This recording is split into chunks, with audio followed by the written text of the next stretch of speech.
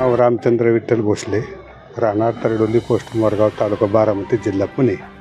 माझ्याकडे ऊस तोडणी यंत्र आहे। ऊस तोडणी यंत्र मी 2020-21 साली घेतलेलं आहे। आम्हाला सरकारचं अनुदान 40% मिळावं म्हणून आम्ही 2022 साली साखर संकुल पुणे शिवाजीनगर येथे अनुदान मिळण्यासाठी अर्ज केले होते। सर्व यंत्र हार्वेस्टर मालक लोकांनी निवेदन दिल्यानंतर तिथल्या साहेबांनी, त्यावेळेला साखर आयुक्त शेखर गायकवाड साहेब होते, त्यांनी आम्हाला सांगितलं की तुम्ही मुंबईला ह्याच्यावर चर्चा करायला जा, माझ्या अखत्यारीतला हा विषय नाही। म्हणून आम्ही कृषी मंत्र्याबरोबर 2022-23 साली चर्चा केली। चर्चा केल्यानंतर आम्हाला यंत्र धनंजय मुंडे, त्यावेळेला कृषी मंत्री धनंजय मुंडे होते आणि आम्हाला अनुदान मिळावं यासाठी त्यांच्याबरोबर सह्याद्री अतिथीगृहावर मीटिंग झाली। त्या मीटिंगमध्ये कृषी मंत्री धनंजय मुंडे यांनी असणारी सर्व कागदपत्र, म्हणजे मशीनची खरेदी, मशीनचे बँकेचं कर्ज, आधार कार्ड, बँकेचं पासबुक, इतर जे काही वस्तू आहेत त्या सर्व, कारखान्याचे शिफारसपत्र सर्व दिल्यानंतर तुम्ही वाल्मिक कराड यांची गाठ घ्या, वाल्मिक कराडकर ही सगळी कागदपत्र द्या आणि ते सांगतील त्या पद्धतीने त्यांची पूर्तता करा। आणि नंतर त्या मुंबईच्या अतिथीगृहावर मिटिंग झाल्यानंतर पुन्हा वाल्मिक कराडबरोबर आमच्या संघटनेची मिटिंग झाली। वाल्मिक कराडने सांगितलं की प्रत्येकी 8 लाख रुपये एका फाईलबरोबर द्या, मग तुम्हाला आम्ही 40% अनुदान मिळवून देतो असं सांगितल्यानंतर आमच्यातील काही लोकांनी 85 लोकांनी पनवेलमध्ये त्यांना 8 लाख रुपयाची पूर्तता केली। राहिलेल्या लोकांनी परळीमध्ये जाऊन अनुसया लॉजवर 4 फेब्रुवारी 2023 रोजी राहिलेल्या लोकांनी अनुसया लॉजवर प्रत्येकी 8 लाख रुपयाप्रमाणे पैसे दिले।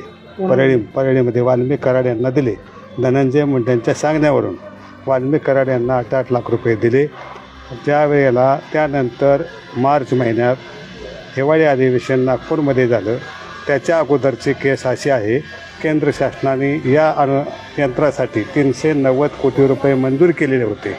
त्या सगळ्या अनुदान मंजूर केल्यामुळं आम्हाला पुन्हा 40% अनुदान मिळेल ह्या भावनेपोटी धनंजय मुंडेंच्या सांगण्यावरून वाल्मिक कराड यांना परळीमध्ये प्रत्येकी 8 लाखाप्रमाणे 140 लोकांची पूर्तता करून त्यांना पैसे दिले होते। हिवाळी अधिवेशनात आमचं हार्वेस्टर मशीनसाठी अनुदान देण्याचे कुठेही उल्लेख दिसला नाही।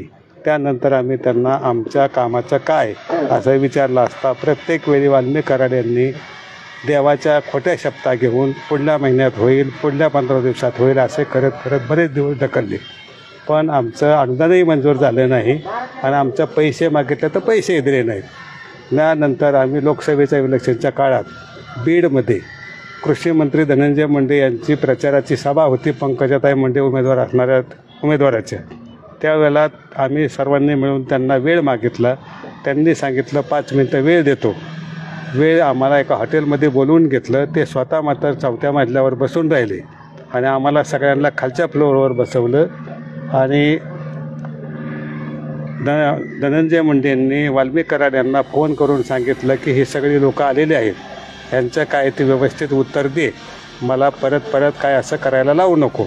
आणि नंतर वाल्मिक कराड आले। वाल्मिक कराडबरोबर 2 पोलीस संरक्षणात होते, त्यांच्या बॉडीगार्ड, त्यांच्याबरोबर तिथलेच 5-6 गुंड लोक आले।